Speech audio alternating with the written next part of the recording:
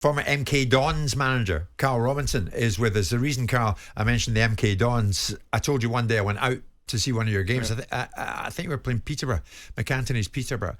You played very, very well indeed, but the standout boy that day, and this is some time ago, was one Dele Alli. Now, in recent, I know you keep in touch with Dele. In recent times, Gary Neville, for his show on the Overlap, caught up with Dele Alli. This was an emotional interview as Dele Alli poured his heart out to Gary Neville. Probably the saddest moment for me was when Mourinho was manager. I think I was 24. And I remember there was one session, like one morning I woke up, I had to go training. This is when he'd stopped playing me. And I was in a bad place. And I remember just looking in the mirror. I mean, it sounds dramatic, but I was literally staring in the mirror. And I was asking if I could retire now. At 24, doing the thing I love. For me, that was heartbreaking. To even have had that thought at 24 to want to retire, that hurt me a lot. That was another thing that I had to carry. Karl, I mean, that must have been painful listening for you, knowing Dele Alli so well. He talked about addiction. He talked about abuse he suffered as a child before he was adopted, age 12. He talked about a whole range of things. But at the same time, not only various individuals, including myself on this show, were asking quite pointed questions when Dele Alli's drop in form was evident. What's up with him? What's up with him? What's happened to this seriously good player?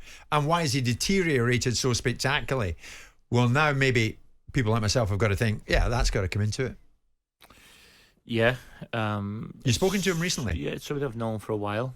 I think if you listen back to all of my comments regarding him, on this show and other shows, was the person. There's something the person has to deal with. And I think I've said that there's going to be a longer process rather than a quicker fix, like a new club, a new this, a new that. It's got to be something about him that he's got to find a reset button, but not a reset button where it's just a flippancy to it.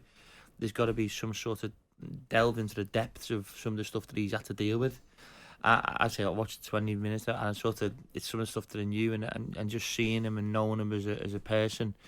I spoke to him when he was about to go over there. Is the day. Go where? To Turkey? No, when he went to America. Okay. When he went over to America, I was speaking to Sam about going to Leeds. That's the day we went to Leeds. He was going on the plane to seek help and the bravery of him to. And this is the bit that people forget. Okay, yeah, I thought Gary Neville did the show really well. I thought the way he conducted himself, his humility and the way he carried himself was impeccable.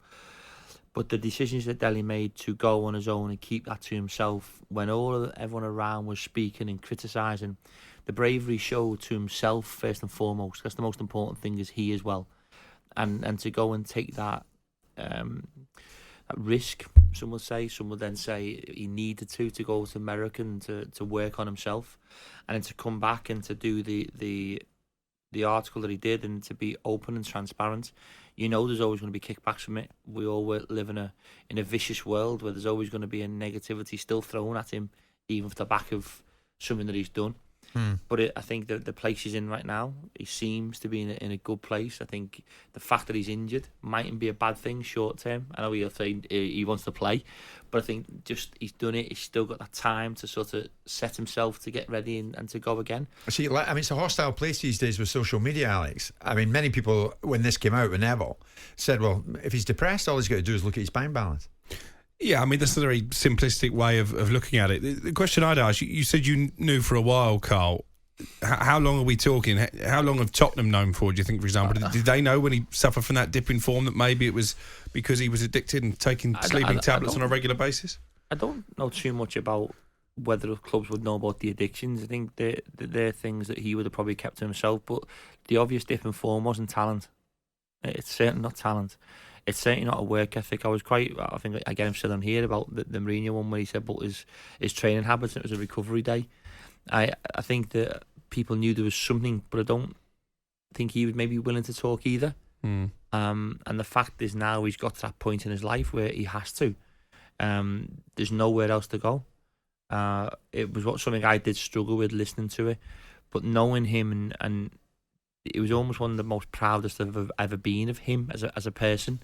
I love all lads who play for me as a footballer, but fundamentally them as human beings come first and foremost always.